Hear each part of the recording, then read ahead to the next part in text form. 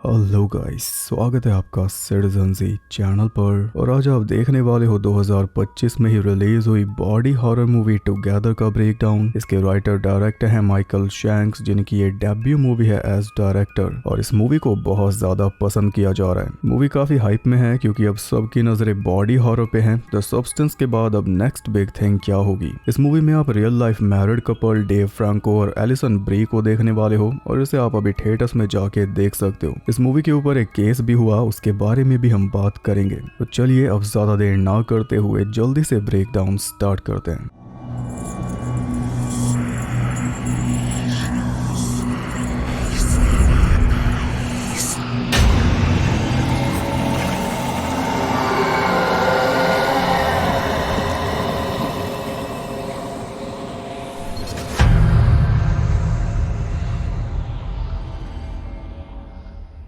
Movie के start में हम देखते हैं कि किसी जंगल वाले एरिया में एक सर्च ऑपरेशन चल रहा है, जिसमें साइमन और कैरी नाम के कपल को ढूंढा जा रहा है, जो कि ट्रैकिंग करने जंगल में आए थे लेकिन वापस नहीं लौटे। इस सर्च ऑपरेशन में 2 कुत्तों का भी सहारा लिया जा रहा था, जो उस कपल को स्मेल करते करते एक अंडरग्राउंड गुफा में जा पहुंचे। समझ लो एक गड्ढा था जिसके मुहाने पर ही एक बड़ी सी बेल लटकी हुई थी सन वाले सिंबल के साथ। नीचे एक छोटा सा पॉन्ड बना हुआ था जो किसके जैसा लग रहा है वो बात नहीं करते, पर उसमें पानी था। तो दोनों कुत्तों ने वो पानी पी लिया और इसके बाद उनके अंदर अजीब सा बदलाव देखने लगा। दोनों बस एक दूसरे को घूरे जा रहे थे, अपने मालिक पे भी उनका कोई ध्यान नहीं था। मालिक उन दोनों को वापस घर ले गया तो वहां भी वो दोनों आमने सामने बैठकर बस एक दूसरे को घूरे जा रहे थे और साथ ही साथ भारी सांसें भर रहे थे बिना मुंह खोले। रात में वो दोनों काफी शोर करने लगे तो उस आदमी की बेटी ने उसे जगाया और जब वो कुत्तों को चेक करने गया तो खौफ के मारे उसके होश उड़ गए, क्योंकि दोनों कुत्तों के मुंह आपस में मर्ज हो चुके थे और एक कुत्ता लगातार खुद को अलग करने की कोशिश कर रहा था। ये थी मूवी की ओपनिंग, जिससे हमें पता चला कि उस पॉन्ड वाले पानी में कुछ झोल है जिसे पीने से कुत्तों का ये हाल हो गया। बल्कि जब कुत्ते पानी पी रहे थे तब हमें पानी के अंदर से भी पीओवी शॉट दिखाया गया था, जिससे पता चलता है कि शायद पानी के अंदर कुछ था या फिर पानी जीवित है। इसके बाद हम एक कपल टिम और मिली को देखते हैं, जो कि शहर से दूर कंट्री साइड में शिफ्ट हो रहे हैं क्योंकि मिली को वहां के स्कूल में टीचर की जॉब मिली है। टिम जो है वो एक बड़ा म्यूजिशियन बनना चाहता है, जिसके लिए सालों से स्ट्रगल कर रहा है लेकिन अब तक कुछ नहीं बन पाया। और कंट्री साइड में जाके तो इसके चांसेस एकदम खत्म हो जाएंगे, लेकिन क्योंकि ये कुछ कमाता नहीं है इसलिए मिली के साथ इसे शिफ्ट होना ही पड़ेगा। अकेले इसका गुजारा है नहीं। मेन बात यह है कि ये दोनों सालों से साथ है लेकिन इनके रिश्ते का कोई नाम नहीं है, बॉयफ्रेंड गर्लफ्रेंड भी नहीं। तो शिफ्ट होने से पहले मिली ने सारे दोस्तों के सामने टिम को प्रपोज कर दिया, पर टिम मौके पर ही फ्रीज हो गया, जिसके चलते मिली को काफी शर्मिंदगी झेलनी पड़ी। हालांकि थोड़ी देर बाद टिम ने उसे हाँ बोल दिया, लेकिन तब तक वो मोमेंट बिखर चुका था। टिम ने ऐसा क्यों किया उसके पीछे भी रीजन है। अभी हाल ही में इसके पेरेंट्स एक्सपायर हो गए, जिससे ये इमोशनली काफी टूट चुका है। इसे अब भी वही सब ख्याल आते हैं जिनकी वजह से ये मिली के करीब नहीं आ पाता। बहुत टाइम से इन दोनों के बीच कोई फिजिकल संबंध नहीं बना है, जिससे मिली भी थोड़ी परेशान है, पर यह बात वो टिम को बोल नहीं सकती क्योंकि टिम पहले ही काफी कुछ झेल रहा है। इस रात भी कुछ ऐसा ही हुआ। करीब आते आते अचानक वो दूर हट गया। फिर उसने सोने की कोशिश की तो सामने उसे 2 लोग दिखाई दिए उनके बेड से कनेक्टेड बेड पर, जिनमें से लेडी उसे देख के हंस रही थी। डर के मारे टिम ने ब्लैंकेट के अंदर मुंह दे लिया तो वो लेडी उसके ब्लैंकेट में ही आ गई और तभी वो जाग गया। ये उसका बुरा सपना था, पर इस सीन का मतलब क्या है वो आपको आगे पता चलेगा। खैर वो दोनों अपने नए घर में शिफ्ट हो गए, लेकिन घर के अंदर से टिम को अजीब सी स्मेल आ रही थी। इसके लिए उसने कहीं नहीं ढूंढा, वो सीधा सीढ़ियों से ऊपर चढ़ा और ऊपर एक लाइट लगी हुई थी। उसे खोलकर अंदर हाथ डाला तो अंदर उसे मरा हुआ चूहा मिल गया। पर जब चूहे को बाहर निकाला तो पाया कि वो एक चूहा नहीं बल्कि कई सारे चूहे थे जो आपस में जुड़े हुए थे पूंछों से, और उनमें से एक चूहा तो अभी मर ही रहा था। ये बड़ी अजीब सी चीज है, लेकिन ये एक रियल फिनोमेना है जिसे कहते हैं रैट किंग। इसकी कई सारी रियल फोटोज भी आपको गूगल पे मिल जाएंगी, पर ना ही देखो तो अच्छा है। इसमें चूहों की टेल्स आपस में फंस जाती हैं और वो अलग नहीं हो पाते, इसलिए आखिर में मर जाते हैं। रेयर जरूर है लेकिन सच है। टिम ने चूहों को उठा के बाहर फेंक दिया, पर सवाल यह है कि टिम को कैसे पता चला कि उसे चेक कहाँ पे करना है। बिना भटके वो एग्जैक्ट स्पॉट पे कैसे पहुंच गया, इसका जवाब भी आगे मिलेगा। अब मिली पहले दिन अपनी जॉब पे पहुंची तो वहां पे उसकी दोस्ती हो गई, साथ ही पीटी टीचर जेमी के साथ, जो कि इत्तेफाक से मिली का नया पड़ोसी निकला। उसने मिली को सजेस्ट किया कि तुम जंगल में ट्रैकिंग करने जाओ, थोड़ा सा आसपास घूमो फिरो, घूमने के लिए ये अच्छी जगह है और अगर कोई हेल्प चाहिए तो मुझे बताना। उसकी सलाह मानकर अगले ही दिन मिली और टिम चल दिए जंगल में ट्रैकिंग करने। और जंगल में उन्हें झाड़ियों से ढका हुआ एक रास्ता मिला जिसे घंटियां लगाकर मार्क किया हुआ था और घंटियों के ऊपर बना हुआ था सूरज। टिम के कहने पर दोनों उसी रास्ते पर आगे बढ़ गए, लेकिन बीच में भारी बरसात चालू हो गई जिसकी वजह से दोनों उसी अंडरग्राउंड गुफा में जा गिरे। यहाँ पे आप देख सकते हो कि गड्ढे का जो मुंह है जिसपे बेल लगी हुई है, उसके नीचे इतनी जगह है कि बारिश का पानी सारा वहीं पे जमा हो रहा है। वो आगे उस पॉन्ड वाले पानी तक नहीं पहुंच रहा, जिस वजह से दोनों पानी मिक्स नहीं हो रहे। टिम ने आसपास देखा तो पाया कि वहां पे चेयर्स पड़ी थी और दीवारों की तरफ देखकर पता चल रहा था कि अंदर सारा चर्च का सामान पड़ा है। पड़ा नहीं बल्कि वहां पे धंसा हुआ है। मैन वर्सेस वाइल्ड तो उन्होंने देखा ही था, तो उन चेयर्स को तोड़ के वो आग जलाने लगे क्योंकि उन्होंने डिसाइड कर लिया था कि बारिश रुकने तक हम यहीं पे रहेंगे। फोन में सिग्नल नहीं थे इसलिए मदद बुला नहीं सकते, तो बेस्ट ऑप्शन यही था। अब दोनों को प्यास भी लग रही थी, लेकिन बॉटल में पानी बहुत कम था, तो वो पानी टिम ने मिली को दे दिया और खुद उसने पी लिया उस पॉन्ड का पानी। वैसे इस रुके हुए पानी की जगह अगर बारिश का पानी ट्राई कर लेता तो ज्यादा समझदारी होती। मैन वर्सेस वाइल्ड ध्यान से नहीं देखा, वो पानी उसने पिया भी और खाली हुई बॉटल में भर भी लिया। इसके बाद जब दोनों आराम से बैठे तो मिली ने वही चूहों वाली बात छेड़ दी। तब टिम ने उसे बचपन का एक किस्सा सुनाया जिससे सब कुछ साफ हो गया। जब टिम छोटा था तब एक दिन इसके डैड इसके रूम में आकर बोले कि रूम की सफाई कर, रूम के अंदर से बहुत गंदी स्मेल आ रही है। जबकि टिम को कोई स्मेल नहीं आ रही थी, फिर भी उसने पूरा रूम साफ किया, लेकिन उसे कुछ भी नहीं मिला। फिर जब शाम को इसके डैड घर आए तो उन्होंने फिर से वही बात बोली कि रूम में से अब भी स्मेल आ रही है। टिम ने एक बार फिर पूरा रूम साफ किया और इस बार भी उसे कुछ नहीं मिला। शाम को डैड आए तो फिर वही बात कि स्मेल अब भी आ रही है, पर टिम को ना तो कोई स्मेल आ रही थी और ना ही रूम में कुछ मिल रहा था। तो परेशान होकर इसके डैड ने खुद इसका रूम पूरा उथल पुथल कर डाला, लेकिन उन्हें भी कुछ नहीं मिला, मगर स्मेल आ रही थी। फिर अगले दिन जब टिम स्कूल से लौटा तो उसने देखा कि डैड को रूम में से एक मरा हुआ चूहा मिल चुका था। स्मेल उसी की आ रही थी। टिम के रूम की छत में जो वार्म लाइट लगी हुई थी वो चूहा उसके ऊपर मरा पड़ा था, यानी जब भी टिम उस लाइट को ऑन करता था वो उस मरे हुए चूहे को भून रहा था, जिसकी स्मेल बढ़ती ही जा रही थी। पर टिम को वो स्मेल कभी आई ही नहीं क्योंकि वो उसका आदी हो चुका था। अगर डैड गौर न करते तो वो चूहा ऐसे ही भूनता रहता। अपने डैड के इस तजुर्बे की बदौलत टिम जब इस नए घर में आया और इसे स्मेल आई तो इसे पहले से पता था कि इसे कहाँ चेक करना है। यानी अपने पेरेंट्स से हम जो कुछ सीखते हैं उसकी वजह से हम भटकने से बच जाते हैं। लेकिन टिम के डैड का ये तजुर्बा टिम को हॉन्ट करने भी आया था। बड़े होने के बाद ये अपने पेरेंट्स से अलग रहने लग गया था और ज्यादा उनसे मिलता भी नहीं था। एक रात जब ये अपने पेरेंट्स से मिलने पहुंचा तो घर में घुसते ही इसे बहुत बुरी स्मेल आई। जैसे जैसे पेरेंट्स के रूम की तरफ बढ़ता जा रहा था वो स्मेल और तेज होती जा रही थी। सांस लेना मुश्किल हो गया था क्योंकि स्मेल से एयर भी भारी लगने लगी थी। फिर जब इसने पेरेंट्स के रूम का दरवाजा खोला तो देखा कि बेड पर इसके डैड की कई दिन पुरानी सड़ी हुई लाश पड़ी थी और उस लाश के साथ बैठी थी इसकी माँ, जो इसे देखकर स्माइल करने लगी थी, लेकिन उनकी आंखों में खुशी नहीं थी, दर्द था। हुआ ये था कि एक सुबह जब टिम की माँ जागी तो उसने पाया कि उसके पति की डेथ हो चुकी है, जिससे उसे ऐसा सदमा लगा कि उसका दिमागी संतुलन बिगड़ गया। फिर वो अपने पति के पास से हिले ही नहीं। उसने अपने बाल वगैरह फाड़ रखे थे, खुद को ही नुकसान पहुंचा रखा था और ये सदमा उनसे बर्दाश्त नहीं हुआ, जिसके चलते उनकी भी जान चली गई। तो ये स्मेल वाला जो एक तजुर्बा बचपन में हुआ था, बड़े होकर यही टिम को हॉन्ट करने वापस लौटा। बचपन में इसके डैड को स्मेल आ रही थी मरे हुए चूहे की और बड़े होकर इसे स्मेल आ रही थी इसके मरे हुए डैड की। बचपन में ये स्मेल का आदी हो चुका था और उसी में जी रहा था। बड़े होकर इसकी माँ स्मेल की आदी हो चुकी थी और उसी में जी रही थी। ये सर्कल ऐसे पूरा हुआ और ऐसे कई सर्कल सबकी लाइफ में पूरे होते हैं, पर हर कोई इन पे ध्यान नहीं देता, नेगेटिव नहीं पॉजिटिव भी। रूम खोलते ही जो दृश्य इसने देखा था वो इसके दिमाग से जाता ही नहीं। अपने डैड की हालत, अपनी माँ की हालत वो इससे भुलाई नहीं जाती, बल्कि वो रोज इसे सपने में भी डराती है। वो जो सपना इसने देखा था उसके यही मायने हैं। एक तो इसी के बेड के सामने इसके पेरेंट्स का बेड था, उसमें वो वही आमने सामने वाला हिसाब हो गया जो हमने डॉग्स में देखा था स्टार्टिंग में, और बाद में वो दोनों डॉग्स आपस में मिल गए थे। यही उसकी सिग्निफिकेंस है, कहीं ये भी आपस में मिल ना जाएं। टिम के मन में ये डर बैठ चुका है कि इन दोनों का हाल भी कहीं इसके पेरेंट्स के जैसा ना हो जाए, क्योंकि इसकी माँ इसके डैड से बहुत ज्यादा प्यार करती थी, तभी तो उन्हें सदमा लगा जिसकी वजह से वो भी डैड के बाद चली गई। इस सपने को ध्यान से देखोगे तो पाओगे कि डैड के सामने मिली है और दोनों का सेम हाल है। डैड बेजान है और मिली सोई हुई है, लेकिन वही साथ में टिम और उसकी माँ का सेम हाल है। दोनों जागे हुए हैं और एक दूसरे को देख रहे हैं। इसका मतलब टिम को यही डर है कि उसकी हालत भी उसकी माँ जैसी हो जाएगी अगर वो ज्यादा प्यार में डूब गया तो तभी ये मिली के करीब नहीं आ पाता। उस एक दृश्य ने इसे ऐसा जकड़ लिया है और ना ही ये बात कभी खुल के मिली को बता पाया। मिली ने भी आज पहली बार ये सुना है और उसकी भी हालत खराब हुई पड़ी है।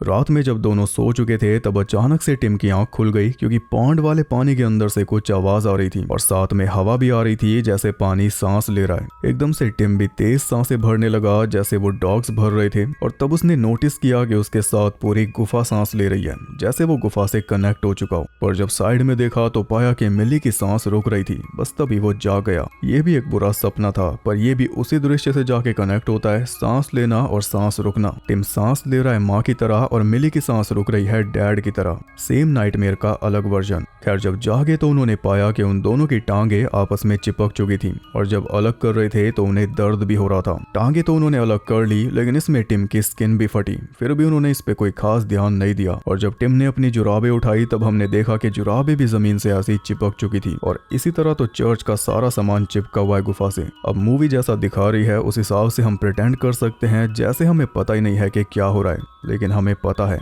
ये दोनों भी उन दोनों कुत्तों की तरह आपस में चिपक रहे हैं। ऐसा मूवी चाहती है कि आप समझो, क्योंकि आपने वो कुत्ते वाला सीन देखा है। पर सवाल यह है कि मिली ने तो पॉन्ड का पानी पिया ही नहीं, फिर ये कैसे चिपक सकते हैं? इसी सवाल से असली प्लॉट सामने आता है। अगर आपने सोच लिया कि दोनों मर्ज हो रहे हैं तो ये प्लॉट एंड तक भी आपके सामने नहीं आएगा। मिली ने पानी नहीं पिया इसलिए तो सिर्फ चिपक रहे हैं, वरना मर्ज हो जाते। सिर्फ टिम ने पानी पिया है इसलिए सिर्फ उसी की बॉडी रिएक्ट कर रही है। स्किन उसी की फटी है क्योंकि उसकी स्किन मिली से अलग नहीं होना चाहती। अभी मिली की बॉडी की तरफ से कोई रिएक्शन नहीं है क्योंकि उसने पानी नहीं पिया, लेकिन ज्यादा देर तक वो भी नहीं बच पाएगी। जब वो सो रही थी तब पॉन्ड का पानी खुद उस तक पहुंच गया। इसका सबूत है उसका फोन जो पानी में डूबा पड़ा है। लेकिन मर्जिंग के लिए पानी का बॉडी के अंदर जाना जरूरी है, जिसका इंतजाम मिली ने खुद कर दिया अनजाने में। घर जाकर उसने फोन को चावलों में रख दिया क्योंकि चावल मॉइस्चर सोख लेंगे। लेकिन दिक्कत तब होगी जब मिली इन चावलों को खाएगी, तब शुरू होगी इन दोनों की मर्जिंग। मैंने पहले ही आपको पूरा मामला बता दिया है, जबकि मैं इसे बाद में भी रिवील कर सकता था, जैसे मूवी हमें मिस्टीरियस बन के दिखा रही है। पर दिक्कत यह है कि मूवी हमें बाद में भी कोई क्लियर रिवील नहीं देगी।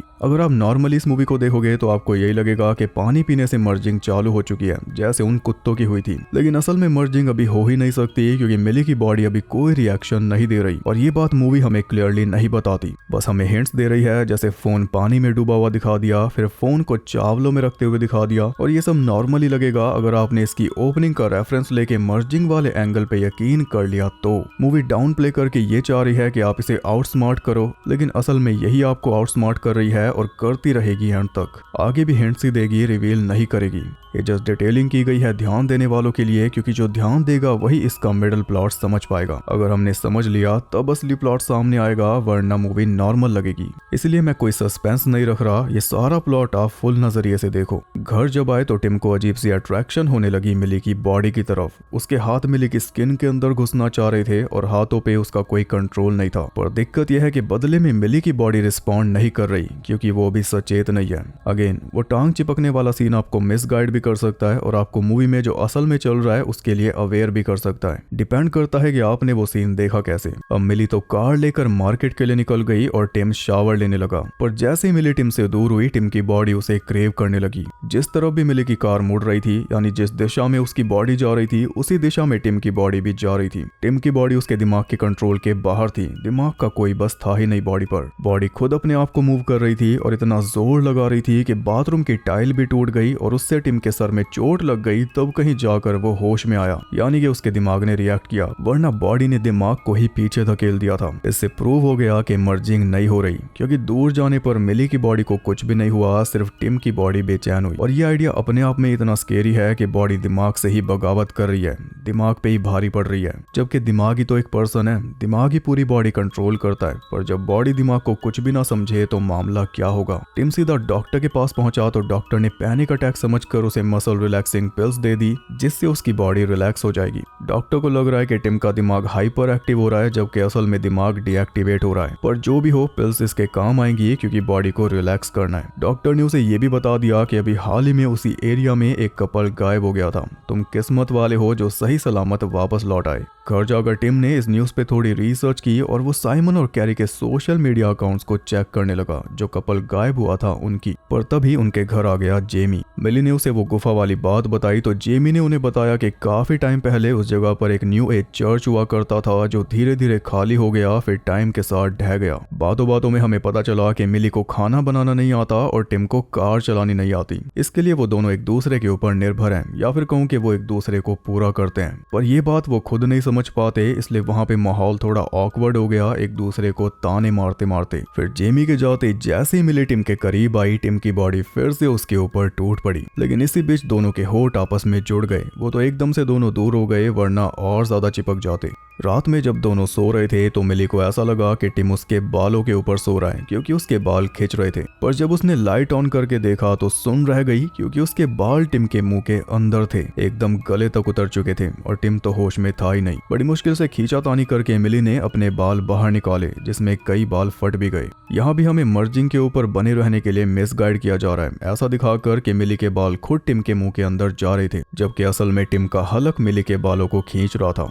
अगली सुबह टिम के दांतों में फंसा हुआ मिली का बड़ा सा बाल निकला। पर टिम कल रात के बारे में मिली से कोई बात ही नहीं करना चाह रहा। उसे शहर जाना था अपने म्यूजिक वाले काम के लिए, जबकि मिली उसे मना कर रही थी कि तुम बीमार हो तो घर में आराम करो, लेकिन वो माना नहीं तो मिली ने उसे कार में स्टेशन तक छोड़ दिया। फिर वो स्कूल चली गई। पर जाते हुए मिली ने उसे बोला कि आज रात तुम अपने दोस्तों के साथ ही एंजॉय कर लेना, घर आने की चिंता मत करना क्योंकि तुम बहुत ज्यादा स्ट्रेस्ड हो। पर मिली के जाते टिम को फिर से बेचैनी होने लगी। उसने वो पिल्स भी खा ली और ट्रेन भी आके रुक गई, लेकिन उसकी बॉडी ट्रेन की तरफ बढ़ी नहीं, उसकी बॉडी बढ़ने लगी मिली की तरफ। उधर स्कूल में मिली ने अपनी ही एक स्टूडेंट की ड्राइंग देखी तो वो हैरान रह गई क्योंकि ड्राइंग में उसने वही दोनों मर्ज फेस वाले कुत्ते बना रखे थे। स्टूडेंट उसी आदमी की बेटी है और इसी ने उस रात अपने डैड को जगाया था कुत्तों को चेक करने के लिए, और जब से इसने अपने कुत्तों को ऐसे देखा है तब से इसका भी बुरा हाल है। खैर कुछ देर बाद टिम भी स्कूल में पहुंच गया और उसका हाल देखकर मिली उसे जल्दी से स्टूडेंट्स वॉशरूम में ले गई। मिली के बिना जैसे टिम को सांस नहीं आ रही थी, उसे प्यास लग रही थी, तो जैसे ही मिली उसे मिली उसने कार्यक्रम चालू कर दिया कई महीनों बाद, इसलिए मिली ने भी उसे मना नहीं किया। दोनों संबंध बना रहे थे, पर इसी बीच वहां पर एक बच्चा आ गया जो ये एक्स्ट्रा एक्टिविटी देखकर सीधा किसी को बुलाने चला गया। और मिली टिम को पीछे हटा रही थी, लेकिन वो हट नहीं रहा था क्योंकि वो मिली से चिपक चुका था। कैसे और कहां वो बताने की जरूरत नहीं है, बॉलीवुड वाली लाइन सच कर दी उसने, चलो हम दोनों एक हो जाते हैं। मिली को बाहर निकलना था, इसलिए उसने झटके से टिम को दूर करके अलग कर दिया, जिससे दोनों को ही दर्द हुआ क्योंकि इस बार मैटर इंटरनल था। इतने में वो बच्चा जेमी को साथ ले आया, और क्योंकि मिली को ब्लीडिंग हो रही थी इसलिए जेमी को लगा कि मिली के पीरियड्स चल रहे हैं, तो वो चुपचाप वापस चला गया। लेकिन जाते हुए उसने टिम के जूते देख लिए, फिर भी वो कुछ नहीं बोला। घर जाकर मिली ने टिम को बहुत सुनाई। टिम उसे समझाना चाह रहा था कि मेरी बॉडी मेरे दिमाग की नहीं सुन रही, पर अब मिली भी नहीं सुन रही थी। मिली ने गुस्से में टिम को बहुत मीन बातें बोली, इवन उसके डैड माँ बाप के बारे में भी। फिर वो चली गई जेमी के घर उससे माफी मांगने, पर जेमी ऐसा दिखा रहा था जैसे उसने टिम को बाथरूम में देखा ही नहीं। घर में जाने पर मिली को पता चला कि जेमी का एक पार्टनर था जो अब उसके साथ नहीं है, और हम देख सकते हैं कि जेमी ने एक ही उंगली में 2 अंगूठियां पहनी हुई हैं। मिली उसे बताने लगी कि टिम और मेरे बीच कुछ अच्छा नहीं चल रहा। ये सुनकर जेमी ने मिली को बताया कि प्लेटो ने लिखा है कि ग्रीक्स का मानना था कि हम 4 हाथ 4 पैर और 2 सर के साथ बनाए गए थे। ज़्यूस को हमारी पावर से डर लगा तो उसने हमें 2 हिस्सों में बांट दिया ताकि हम सारी उम्र अपने अदर हाफ को ढूंढने में गवा दें, जिसे सोलमेट भी कहते हैं, जो हमें पूरा करता है। तो अगर तुम्हें अपना अदर हाफ मिल गया है तो उसे इतनी आसानी से जाने मत दो, जैसे टिम की माँ को मिला था। वो भी कहाँ जाने दे रही थी, खुद भी चली गई उसके साथ। जेमी ने उसे अपने पार्टनर के बारे में भी बताया कि उसके बिना मैं अधूरा हूँ। ये सब सुनकर मिली थोड़ी शांत हुई थी कि तभी बाहर उसे टिम दिखाई दे गया जो अंदर ही झांक रहा था, क्योंकि अब वो मिली से दूर रह ही नहीं सकता। अब इससे पहले कि वो कोई और सीन खड़ा करे, मिली खुद ही वहां से निकल के चली गई। फिर रात में जब टिम साइमन और केरी के बारे में रिसर्च कर रहा था तब उसे पता चला कि वो दोनों भी उसी गुफा के आसपास ही गायब हुए थे। ये जानकर उसकी चिंता और ज्यादा बढ़ गई, क्योंकि जो उनके साथ हुआ होगा वही इसके साथ हो रहा है। वो सोच ही रहा था कि तभी वहां पे मिली आ गई, जो होश में नहीं थी लेकिन टिम की तरफ खिंची चली आ रही थी। अब शुरू होगी परेशानी जब दोनों बेबस होंगे, पर मूवी ने हमें बताया कुछ भी नहीं। इस पूरे टाइम में टिम की जो बेचैनी थी और मिली को कुछ भी फील नहीं हो रहा था, इस बारे में मूवी हमें कुछ भी नहीं बताती, इसलिए मैंने बता दिया था पहले ही। लेकिन यहाँ पे मूवी ने एक और क्लेवर चाल चली है। मिली की बॉडी भी अब रिस्पॉन्ड करने लगी है। इसका मतलब कि इसने चावल खा लिए? नहीं, वो चावल वाला पूरा एंगल भी हमें मिसलीड करने के लिए था।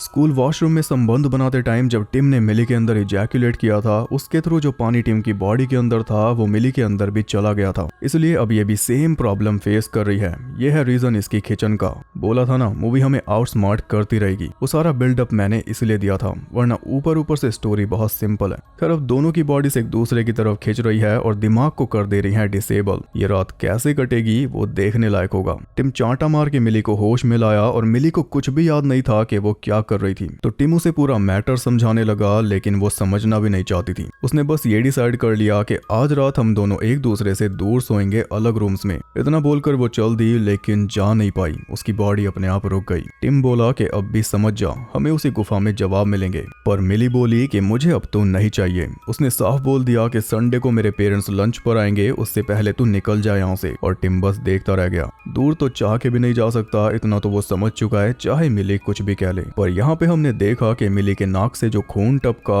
वो भी टिम की तरफ खिंचा चला आ रहा है। आपसी सहमति से दोनों अलग अलग रूम्स में सो गए, लेकिन जैसे ही उनकी आंख लगी यानी दिमाग शांत हुआ, उनकी बॉडी उन्हें खींच कर एक दूसरे के पास ले जाने लगी। वो जैसे मर्जी तोड़ मुड़ रहे थे, पर बॉडीज को आपस में मिलना था। ये सब एक्सपीरियंस करने के बाद मिली को यकीन हुआ कि टिम सच बोल रहा था, लेकिन अब देर हो चुकी। उन दोनों के हाथ मिल चुके थे और ऐसे मिल चुके थे कि एक दूसरे की स्किन के अंदर जा चुके थे। तब टिम के दिमाग ने काम किया और उसे याद आई मसल रिलैक्सिंग पिल्स, जो बॉडी को रिलैक्स कर देंगी और बॉडी ये काम नहीं कर पाएगी। वो पिल्स रखी थी पास वाले ड्रॉर में। उन दोनों के हाथ उनके बीच का फासला कम करते जा रहे थे, फिर भी किसी तरह मिली ने वो पिल्स निकाली और दोनों ने जल्दी से ढेर सारी पिल्स खा ली, पीस के चाट ली, इनहेल कर ली। तब कहीं जाकर उनकी बॉडी रुकी, लेकिन हाथ तो एक दूसरे से लिपट चुके थे। उनका क्या? दोनों ने पैरों का जोर लगाकर हाथों को दूर किया, लेकिन पूरा बाहर कर पाते उससे पहले दोनों बेहोश हो गए। ये भी अच्छा हुआ कि इन्होंने पिल्स खाने के बाद पैरों को जोड़ा, अगर पहले ये पैरों से जोर लगा देते तो पैर भी मर्ज हो जाते। खैर जब टिम को होश आया तो उसने खुद को चेयर पर बंधा पाया, क्योंकि मिली उनके हाथों को अलग करने की तैयारी कर रही थी। टिम को समझाने का टाइम नहीं था, क्योंकि बॉडी फिर से अपना काम चालू करने लगी थी, इसलिए बिना कोई टाइम वेस्ट किए मिली ने चीर कर हाथों को अलग कर दिया। फिर बैंडेजेस बांधकर दोनों दूर दूर होकर बैठ गए। अब उनके पास पिल्स भी खत्म हो चुकी थी, इसलिए उन्हें हॉस्पिटल जाना जरूरी था, जिसके लिए पहले जेमी के घर जाना होगा, क्योंकि कार की चाबी मिली वहीं पे भूल आई थी। पर टिम का कहना था कि हमें परमानेंट सोल्यूशन की जरूरत है, जिसके लिए वापस गुफा में जाना होगा। पर अभी अपना हाथ काटने के बाद मिली बहस के मूड में तो बिल्कुल भी नहीं थी, इसलिए वो जेमी के घर चली गई चाबी लेने, और उसके जाते ही टिम निकल गया गुफा की तरफ। हमने देखा कि जेमी के घर के बाहर वही बेल लगी हुई है सूरज वाली। मिली अंदर गई तो अंदर टीवी पर एक टेप चल रही थी, जिसमें वही चर्च दिखाई दे रहा था जो कभी गुफा के ऊपर हुआ करता था। चर्च के ऊपर जो बेल थी वो अब गड्ढे के मुहाने पर है। इससे पता चलता है कि वो गुफा ही अब चर्च है। इसका सबूत है टेप के अंदर दिखाई दे रही चर्च के अंदर लगी एक पेंटिंग, जिसमें दो लोग मर्ज होते दिख रहे हैं। वो पेंटिंग अब गुफा की दीवार में धसी हुई है, यानी जंगल में किसी को एक गुफा मिली होगी जिसमें ऐसा पानी है जो दो जीवों को मर्ज कर देता है। तो उसी गुफा के ऊपर चर्च बना दिया गया पानी को पूजने के लिए। लेकिन उस पानी की वजह से उस गुफा का भी वही नेचर है कि जो उस पे ठहर जाता है वो उसे भी अपने में समा लेती है, जैसे उसने पूरे चर्च को समा लिया, चर्च को अपने अंदर मर्ज कर लिया। और अगर कोई इंसान उस गुफा में ज्यादा देर रुक जाए तो वो उसे भी अपने में समा लेती है। इसके भी सबूत गुफा में दिखाई दे रहे हैं। दीवारों में इंसानी सर सिमटे हुए हैं। ये गुफा टिम की जुराबों तक को अपने में मर्ज करने लगी थी। पानी की वजह से इसका नेचर भी वही हो चुका है, और इस मिस्टीरियस पानी का सोर्स धरती के नीचे से है। उस टेप में दो आदमियों की वेडिंग चल रही थी, और वेडिंग के बाद उन्हें नीचे गुफा में ले जाया गया, जहाँ पे दोनों ने अंगूठियों से अपने हाथों पे कट मारा। फिर पानी की बदौलत दोनों मर्ज होकर एक बन गए, और वो जो एक बना है वो है जेमी। उसका पार्टनर कहीं गया नहीं, बल्कि उसी के अंदर है, उसका आधा हिस्सा है। ये जो जेमी हम देख रहे हैं ये पहले दो पर्सन थे, जिनके मर्ज होने के बाद ये ऐसा दिखने वाला आदमी बना है, दोनों के फीचर्स को मिला के, वरना उससे पहले ये एग्जिस्ट ही नहीं करता था। ये दो सेपरेट लोग थे। वो मिली को भी यही कह रहा है कि अब तुम कुछ नहीं कर सकती, तुम्हें इसे एक्सेप्ट कर लेना चाहिए, वरना अगर नकारोगी तो अंजाम ऐसा होगा जो तुम नहीं चाहोगी। अंजाम क्या होगा वो हमने देख भी लिया टिम के साथ। जब गुफा के अंदर उसे साइमन और केरी मिल गए, लेकिन आधे मर्ज हुए। वो पूरी तरह मर्ज नहीं हो पाए क्योंकि साइमन इसके लिए तैयार नहीं था। उसके गले में घुसे हुए चाकू से हमें पता चल रहा है कि मर्जिंग के बीच में ही उसने खुद अपनी जान ले ली थी, जिस वजह से मर्जिंग पूरी नहीं हो पाई और कैरी एक भद्दा मॉन्स्टर बन के रह गई जो काफी सफरिंग में है। जब दो जान में से एक जान बचेगी नहीं तो दो जान एक जान कैसे बनेगी। साइमन ने गड़बड़ कर दी जिसका हर्जाना अब कैरी को भरना पड़ रहा है। वो टिम से मदद मांग रही थी पर टिम ने साइमन के गले से चाकू निकालकर उल्टा उसकी उंगलियां काट दी और उसे छोड़कर जल्दी से वहां से भाग निकला। एक बात आप ये भी समझ लो कि साइमन और कैरी और मिली और टिम यहाँ पे रहने आए नहीं बल्कि इन्हें लाया गया। मिली का रिज्यूम जेमी ने ही अप्रूव किया था सब कुछ चेक करने के बाद कि उसका कोई पार्टनर है या फिर नहीं। इस टाउन में बहुत से मर्ज हुए लोग रह रहे हैं ऐसा प्रतीत होता है और उन सबके घर के बाहर वो बेल होगी सन वाली। इधर जेमी ने भी अपनी अंगूठियों से मिली के हाथ पर एक गहरा कट मार दिया था तो बदले में मिली भी उसके मुंह पे वार करके वहां से भाग निकली और इससे जेमी का थोबड़ा थोड़ा बिगड़ा जरूर। उसका जो अदर हाफ था वो थोड़ा हिल गया। पर एक बात तो है अपने बिलीफ के हिसाब से अगर ये इंसान को मर्ज करके पहले जैसा बनाना चाह रहे थे 4 हाथ 4 पैर और 2 सर वाला तो वो एक्सपेरिमेंट तो इनका फेल हो गया क्योंकि मर्ज होने के बाद भी वैसा इंसान तो बना नहीं। कैरी बन गई है कुछ हद तक लेकिन इससे अच्छी तो पहले ही थी। अब टिम और मिली दोनों घर के बाहर मिल गए और दोनों ही एक दूसरे की तरफ खिंच रहे थे। लेकिन अब टिम जानता है कि अगर इस फ्यूजन को रोकना है तो दोनों में से किसी एक को मरना होगा तभी दूसरा बच पाएगा। यहाँ पे मूवी हमें ऐसा दिखाती है कि टिम मिली को मार देगा लेकिन उसने उल्टा मिली को प्रपोज कर दिया क्योंकि वो सैक्रिफाइस देने के लिए तैयार है। लेकिन ऐसा करने की उसे जरूरत ही नहीं क्योंकि मिली का इतना खून बह चुका है कि वो बस मरने वाली है। उसका खून जो टपक रहा है वो टिम के अंदर फैलता जा रहा है। मिली मर रही है लेकिन टिम ऐसा होने नहीं दे सकता तो उसने क्या किया मिली के कट को सील कर दिया अपना हाथ उसके साथ मर्ज करके जो खून उसका निकला था वो उसके अंदर फिर से डाल दिया और दोनों ने आखिरकार डिसाइड कर लिया कि हम इससे फाइट नहीं करेंगे बल्कि दोनों एक हो जाएंगे क्योंकि एक इसी तरह हम दोनों साथ रह पाएंगे। टिम ने स्पाइस गर्ल्स का 2 Become 1 सॉन्ग चलाया जिसे सुनते हुए वो 2 से 1 बन गए और ये बड़ा ही पेनफुल प्रोसेस था। दोनों के हाथ एक दूसरे की स्किन में घुस गए, हड्डियां एक हो गई, फिर आंखें भी एक हो गई, मतलब 2 हो गई 4 से। पर सुबह को जब मिली के पेरेंट्स आए तो उन्हें मिला मिली और टिम का मिला जुला रूप, एक नया पर्सन टिमली, और घर के बाहर सूरज वाली बेल भी लग चुकी है। बस इसी के साथ ये मूवी होती है खत्म। तो इस मूवी का जो बॉडी हॉरर है वो घिनौना नहीं है बल्कि पेनफुल है, लेकिन मूवी इफेक्टिव है। स्केरी एलिमेंट्स भी हैं इसमें जिनमें टॉप पर है टिम की माँ का चेहरा। लंबे टाइम तक याद रखा जाएगा। ये मूवी बताती है कि साथ मिलकर हर परेशानी से आगे निकला जा सकता है। कपल्स के लिए हमारा क्या लेना इससे। मूवी स्मार्ट तो है ही और इसमें काफी सीरियस जगहों पर ह्यूमर भी है जो एकदम सही बैठता है, पर वो भी कपल्स के हिसाब से। खैर मूवी हमने समझ ली तो बात कर लेते हैं इसके ऊपर जो केस हुआ था उसके बारे में। राइटर डायरेक्टर पैट्रिक हेनरी फिलोन ने इस मूवी के एक्टर्स डायरेक्टर के ऊपर केस कर दिया कॉपीराइट इन्फ्रिंजमेंट वाला। पैट्रिक का कहना है कि उनकी मूवी बेटर हाफ को इनके द्वारा चुरा लिया गया है जो 2023 में आई थी और इसके पीछे पूरी कहानी भी है। 2020 में better half movie Dave Franco और एलिसन ब्री के सामने पिच की गई थी, लेकिन दोनों ने उसमें काम करने से मना कर दिया था क्योंकि उन्हें खुद उस मूवी को प्रोड्यूस करना था। फिर अब इनकी ये टुगेदर मूवी आ गई है जो एकदम सिमिलर है, पर इस मूवी के डायरेक्टर माइकल शैंक्स ने इन आरोपों को झूठा बताया है। उनका कहना है कि इस मूवी के स्क्रिप्ट का पहला ड्राफ्ट उन्होंने 2019 में ही लिख लिया था। सच कौन बोल रहा है ये तो पता नहीं, पर इतना जरूर पता है कि शादी के बाद से इन दोनों के पास ऐसी फिल्में आ रही थी साथ जुड़ने वाली। साथ जुड़ने के बाद कुछ ज्यादा ही साथ जुड़ना मैनिफेस्ट कर रहे थे दोनों। इस मूवी में दोनों ने काफी क्लोज फील किया होगा। अब लोगों को तो मूवी काफी पसंद आई। $7 मिलियन के बजट में 15.53 मिलियन कमा चुकी है। कुछ फन फैक्ट्स भी बता देता हूँ। ये मूवी 21 दिनों के अंदर शूट कर ली गई थी। डेव और एलिसन के जब हाथ मर्ज हो जाते हैं उसके लिए प्रोस्थेटिक का यूज किया गया था जिसकी वजह से वो सच में कई घंटों तक साथ में चिपके रहते थे। यहाँ तक के टेक्स के बीच में बाथरूम में भी साथ ही जाना पड़ता था। स्टार्टिंग में जो जुड़े हुए चूहे दिखाए गए थे वो ये फोरशैडो करने के लिए कि आगे मूवी में क्या होने वाला है। माइकल शैंक्स का एक लॉन्ग टर्म पार्टनर है लुई मैकनमारा जो एक सेक्स टॉय कंपनी के लिए काम करते थे। तो स्कूल वॉशरूम वाले सीन में जब चिपका चिपकी हो जाती है उस सीन में रियल दिखने वाली आर्टिफिशियल चीज दिखाई गई है और वो रियल दिखने वाला दिल दो लुई ने दिया था एकदम फ्री में। सोचा बता दूं। अब आप बताइए कि आपको ये मूवी और वीडियो कैसी लगी। अब कुछ बात दिख रही है बॉडी हॉरर में। अभी बॉडी हॉरर के अंदर और भी बहुत ज्यादा एक्सपेरिमेंट होंगे। इसे कई तरह के जॉनर्स के साथ मिक्स किया जाएगा, चाहे रोमांस हो, थ्रिलर हो, कॉमेडी हो या फिर एक्शन भी हो, जब तक कि कुछ नया बाहर निकल के नहीं आता, और ये हम विटनेस करेंगे। बॉडी हॉरर के बारे में और जानना चाहते हो तो ये वाली प्लेलिस्ट देख लो। 3 साल पहले बनाई थी जब लोग इसके लिए मनाही कर रहे थे। बाकी अगर वीडियो पसंद आई तो लाइक जरूर करना, और एज योर इंटरेस्टिंग वीडियोस देखने के लिए चैनल को सब्सक्राइब करके बेल नोटिफिकेशन को ऑल पर सेट कर लो ताकि नोटिफिकेशन आपको मुझसे जोड़ सके अंदरूनी लेवल पर। और ज्यादा कनेक्टेड रहने के लिए आप मुझे इंस्टाग्राम पर फॉलो कर सकते हो, वहां पे आपको बहुत कुछ जानने के लिए मिल जाएगा, और साथ ही बाकी जगहों पर भी फॉलो कर सकते हो जिनके लिंक्स आपको मिल जाएंगे नीचे। तो मैं आपसे मिलता हूँ अगली वीडियो के साथ, तब तक के लिए सबको बाय।